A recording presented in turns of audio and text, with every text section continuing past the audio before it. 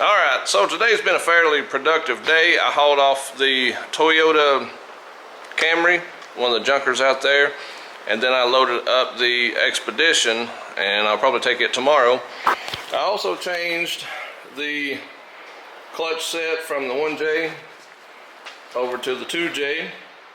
Got that knocked out. And I probably would have got a little more done, but I had some folks call me on that Honda minivan, and I sold it too. So, not too bad. Put a little money in my pocket. Made a pretty decent profit on it, so not too shabby. And I'm talking to another guy to tune this IS300 for me, so it's in the works. So we may get to go to another dyno event. Alright, here we go.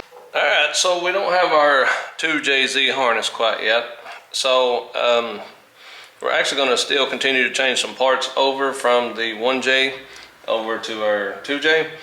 I don't know if you know this or not, but the coil packs on the VVTi engines are exactly the same. So the 1J and 2J, the VVTi version of both of those, the coil packs are exactly the same part number, and including the plug wires, we can actually change those over. So we're going to do that because that way I think these coil packs are in better shape, and I think the wires are in better shape. But we're going to the individual coil packs on the 1J when we go to the S13. So we can pull these because we're not going to need them on this motor once we get to that S13. So I can go ahead and take all these off. The mount on the passenger side, I guess it is, all the turbo stuff has to come off to get to that mount. So I'm going to go ahead and take all that off, and we'll get the mount swapped over, and we'll be getting closer to actually being as far as we can with the 2J without having the wiring harness.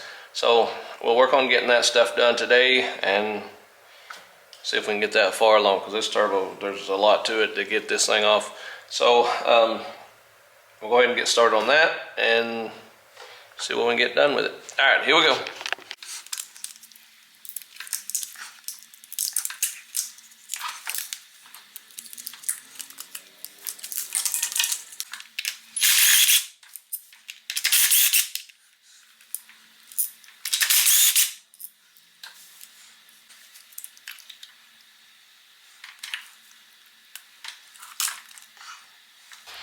Okay, so if you ever have a 1J or 2J that's idling rough, or or the engine might be spitting and carrying on. That's why she's spitting.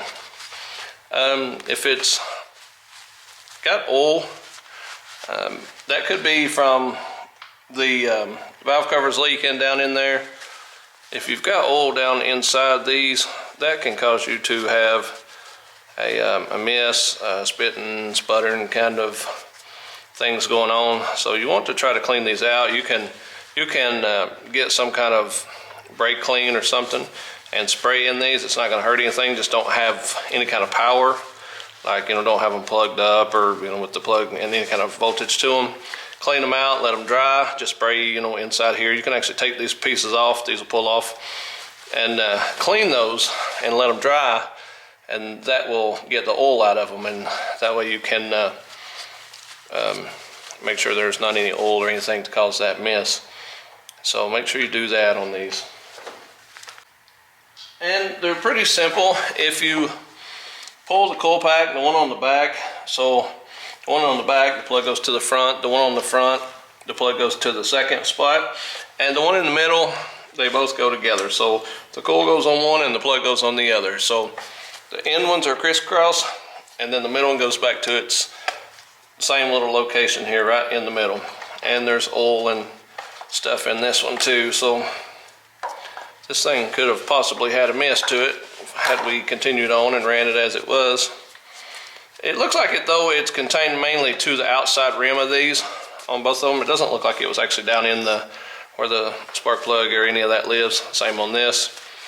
It doesn't look like that. It probably wouldn't have affected it really, because inside the hole is actually dry. And when you pull these and you're changing plugs, be sure to take your air and blow all this stuff out, clean all the any kind of contaminants and stuff that's fell down in there. Because when you pull your spark plugs, if there's any trash down inside these, you will definitely get it down inside your engine. More than likely, just a little bit of dust and stuff is not going to really make a ton of difference. But you get some bigger particles, it can. So definitely consider that when you're pulling your spark plugs and stuff. We're not going to pull these plugs, there's no reason to. But we are going to pull the coil packs for this engine.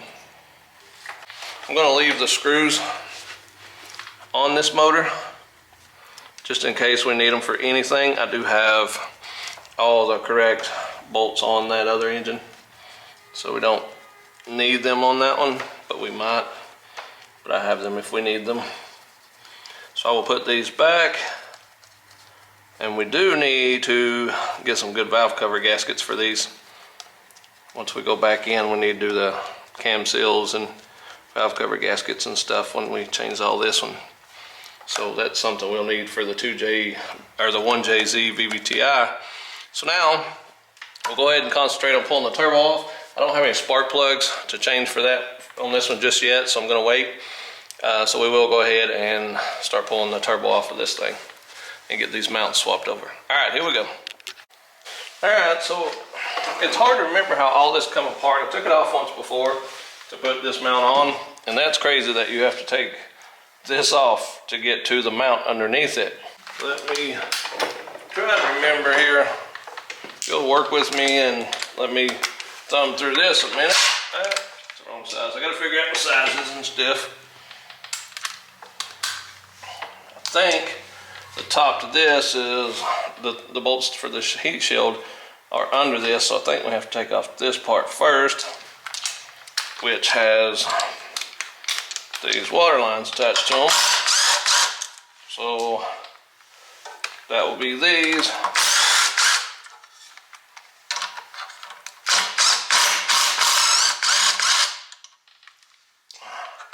So that will give us that. And that's water line to our turbo.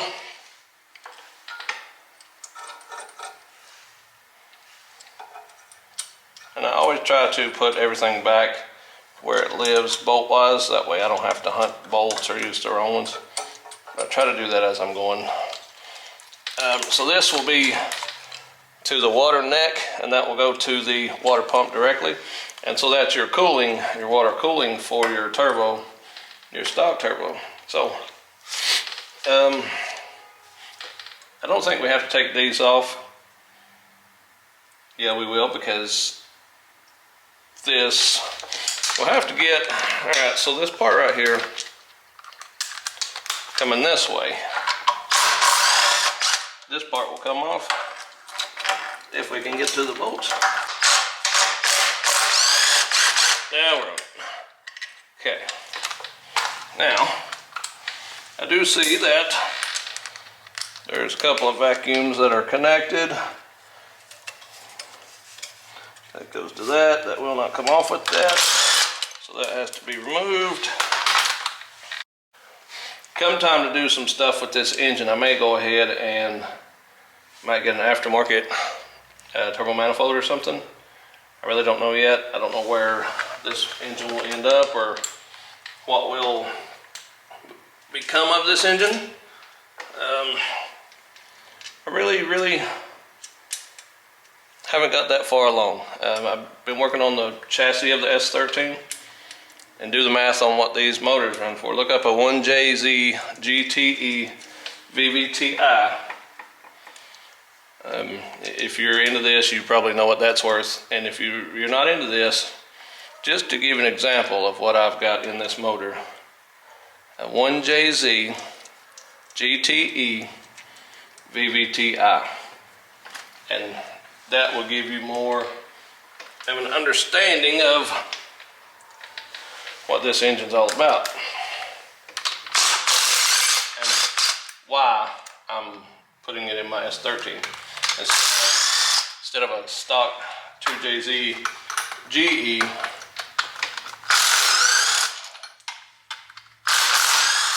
VVTi.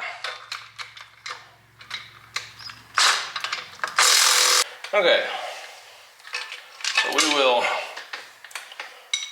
do the old custom breaker bar trick. Come on. Try and get him on. We may have to take the turbo completely loose to get to them. And that's what we gotta do, that's what we gotta do. Which is possible. If I can get to these, yep. Oh yeah. Now on the bottom of the turbo there's an oil line, so keep that in mind. There is an oil line down here somewhere. So I'm just going to let it down some to try to get to that bolt. I'm not going to completely let it go. Just get where I can get my socket past it.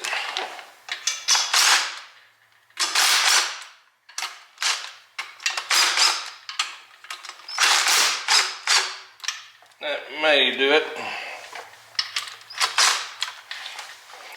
Well, let's just see here. I didn't need a lot. Here we go.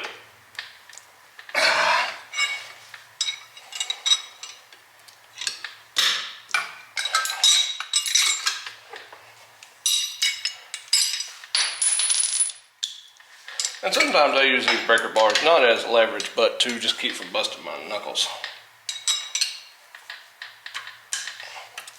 But having the leverage helps.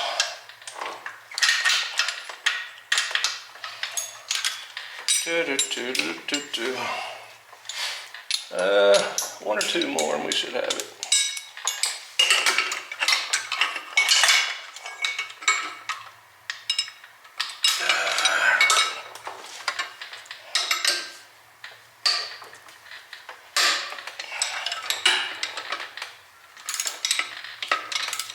Okay,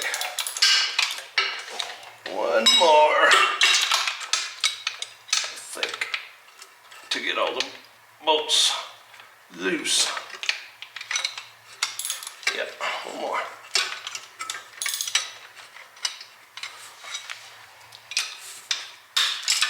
There we go.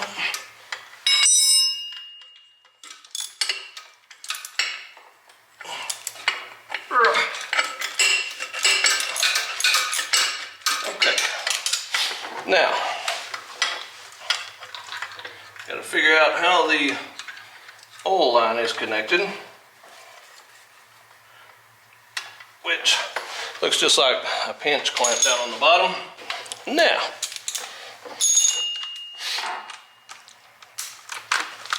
here we go.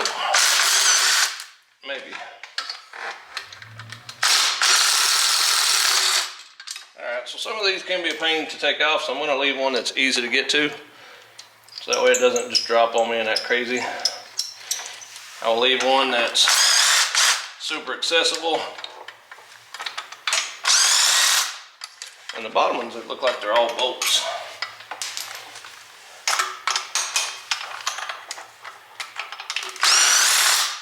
Yeah, I think so. They're all studs instead of nuts on them. Am I missing one?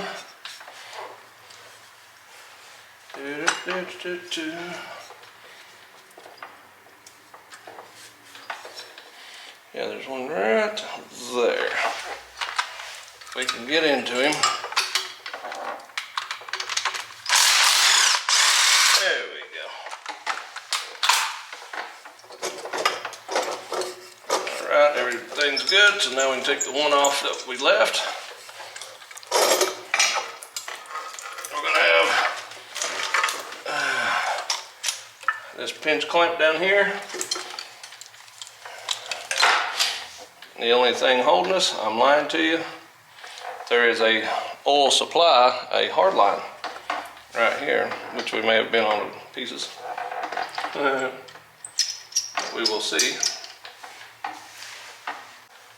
So if you're taking these off, the count on the bolts is 1, 2, 3, 4, 5, 6 on the bottom, 1, 2, 3, 4 on the top. So 6 actual bolts on the bottom and 4 studs on the top. And there's a hard line underneath here. I forgot about that, the supply line.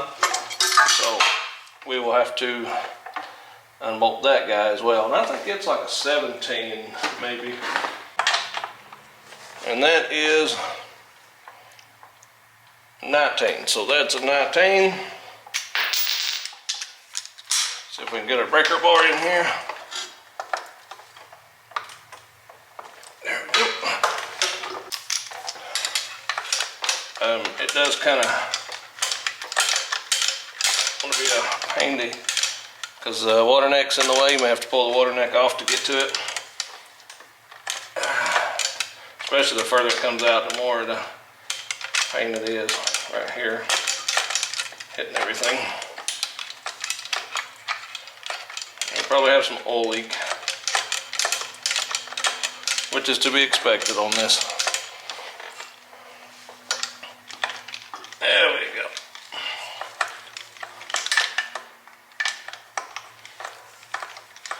Perfect place for a ratchet wrench. Alright, so there's that. Come on.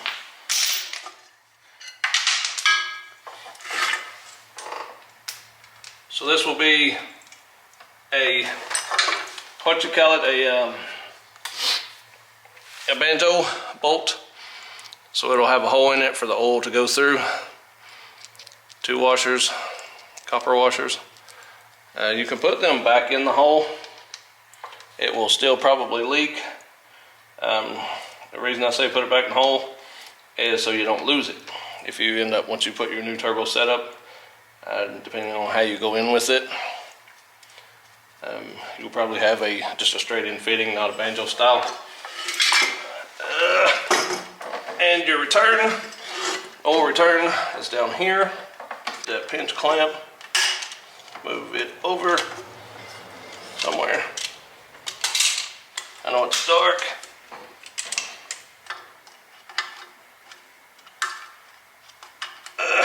It's not opening enough.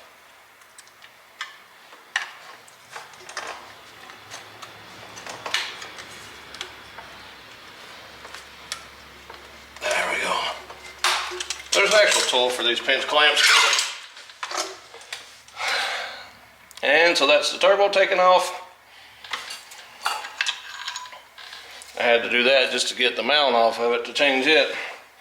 So with this turbo setup off, look how much more open everything is on the engine. Well, that factory turbo only holds I'm thinking 300 horse or so. Well, for any kind of decent power we will go up to a T3, because I think it's like a T2 flange. We will go up to a bigger turbo, T3 at the minimum, and we will go for a higher number horsepower than what that is. So we're definitely going to go beyond 300 with this setup. At least that's the idea. You can see how small the actual exhaust holes are. They're way smaller than the 2Js. It's supposed to be a good motor, you know. The 1Js are definitely an engine that you hear a lot about. I'll get some tape and I'll tape those ports up to keep stuff out of it for now. But ultimately, I think the goal is to do away with the turbo setup. Just completely wash my hands of the stock setup. I will, however, use the stock intake manifold. I think they're supposed to be pretty good. We will retain that. And we will need to rob the hose, the radiator hose will have to go with us to go back onto that motor.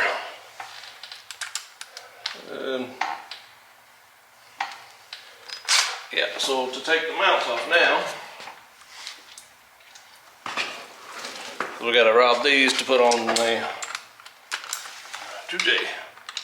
Alright, so this is a side-by-side comparison, cheap eBay one, Xcessive manufacturing. Okay, if you'll notice, the cheap eBay one has the up and down slot. Well, your car, if you're going to a 240, it's got that same cut that way. It's up and down this way. So you're having two that have that motion. So it gives you a ton of extra up and down to get the motor, you know, centered. Well, the problem I had was the passenger side wouldn't go back, or the driver's side forward, so the motor was tweaked. You know, one side, I'm thinking the passenger side was pulled towards the passenger side, so I didn't have that adjustment. With these, with the Xcessive manufacturing, you know, the car has this, you know, cut in it to adjust the level of the engine. Well, the car has that, the mount don't need that. Well, having this allows me to go forwards and backwards. So now, this gives me the chance to get my motor centered versus pulling one way or the other. Now, this is actually the better of the two. Visually, I can see with this type of design, that allows me to take out that twist I had in the motor that I was fighting the entire time trying to get the AR5 transmission in there. So I could have scooted the entire engine forward, and it gave me more room on the bell housing and getting it settled, or move it backwards once I got everything in to get my shifter a little more easier to get to, you know, in the more centered in the hole. So that gives me that much room to get my shifter where I want it, or my drive shaft to be, you know, it was just a little, you know, almost touching the back of the actual piece on the transmission where the yoke sets, the seal. So now I could go forward just enough so that seal on my back of my transmission don't touch the end of my yoke on my drive shaft. So that by far is a better design. Just this piece. As far as the fitment, I haven't sat it on the engine to see the placement. We will though. And as long as these holes line up, then, I mean, then it's a matter of, it might have been back one. I might be on the wrong holes altogether. Nope. Alright, let's see here. Yeah, so it should be those holes.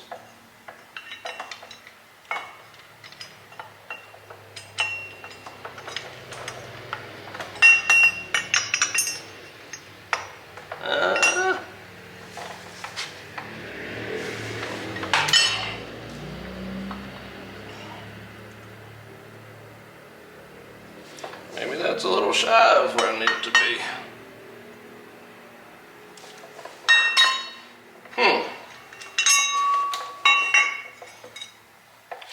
make sure I got the right mount for the right side before I get too far into this. And I will let you know. Feeling high.